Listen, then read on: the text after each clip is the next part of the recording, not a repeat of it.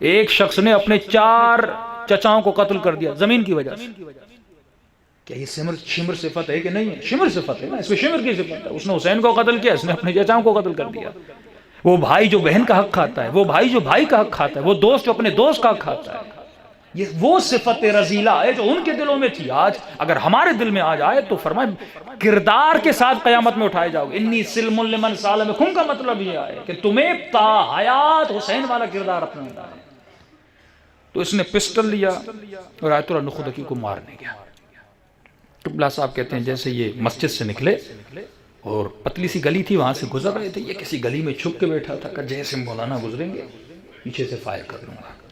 کیوں روکا میرے باپ کو؟ کیوں ہماری ترقی کا دشمن ہے؟ کہ جیسے اس نے اب ڈر بھی رہا تھا، قبلہ کی ابوت اتنی زیادہ تھی. اس نے پسٹل لیا اور جیسے پیچھے گیا اور مارنے لگا. اب قبلہ نے مڑ کے دیکھا نہیں کہ چھپ چھپ کے کیوں پیچھے آ رہے ہو، میرے آگے آ جا. یہ ملتا ہے جو انسان ذکر یونسیہ کرتا ہے کہ لا الہ الا انت سبحانک انی کنت من الظالمین. روزانہ جو سجدے میں 400 مرتبہ کم سے کم زیادہ 700 مرتبہ کرتا ہے، خدا اس کی تیسری آنکھ کو کھول دیتا ہے کہ وہ پیچھے بھی محسوس کرے گا کون آ رہا ہے اور کون جا رہا ہے. اس کے بھی واقعات بہت ہیں، اذکار کے واقعات بہت ہیں. قبلہ نے کہا آگے آ جا. کہ جیسے انہوں نے کہا مجھے دیکھا بھی نہیں، انہوں نے فوراً کہا آگے آ جا. تو یہ ہاتھ کانپ رہے تھے، آگے آیا. انہوں نے کاندھے پہ ہاتھ رکھا، کہا تمہارا باپ تو بڑا نیک ہے، تم مجھے کیوں مارنا چاہتے ہو؟ کہا آپ نے میرے باپ کو منع کر دیا کہ وہ گورنر نہ بنے. کہا تمہیں اپنی آخرت پسند ہے یا دنیا پسند ہے؟ تم جنت میں جانا چاہتے ہو یا جہنم میں جانا چاہتے ہو؟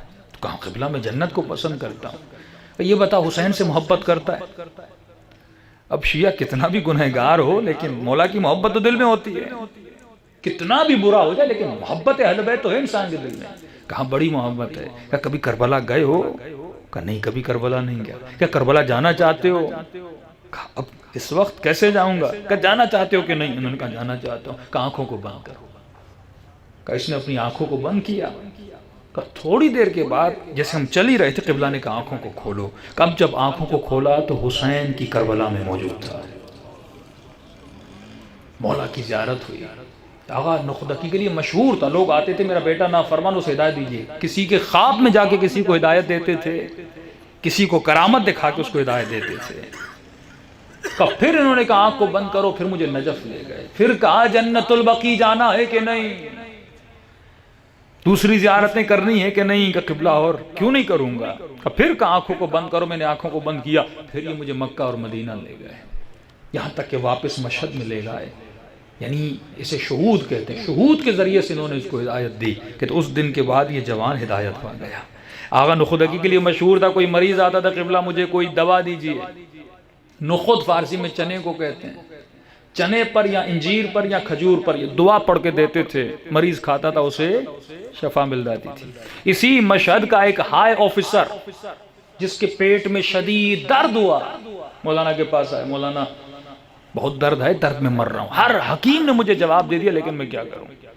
قبلہ صاحب نے کہا کہ دوا تو دوں گا.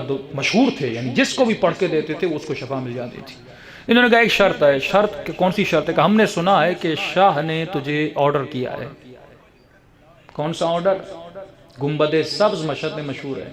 چارہ شہداء سے جیسے آگے جائیں گے روڈ کے بیچ میں ایک سبز مزار ہے، سبز گنبد ہے، اس کے اندر ایک قبر ہے. وہ ولی اللہ کی قبر ہے، اللہ کے بہت بڑے عابد اور عالم گزرے. تو انہوں نے کہا ہم نے سنا ہے کہ یہ روڈ بنانا ہے اور شاہ نے تجھے آرڈر دیا ہے اس کی قبر کو خراب کرنا ہے. کہاں دیا ہے؟ اور ہم تیاری میں ہیں کہ قبر کو خراب کریں. کون ہے جو شاہ کو جواب دے؟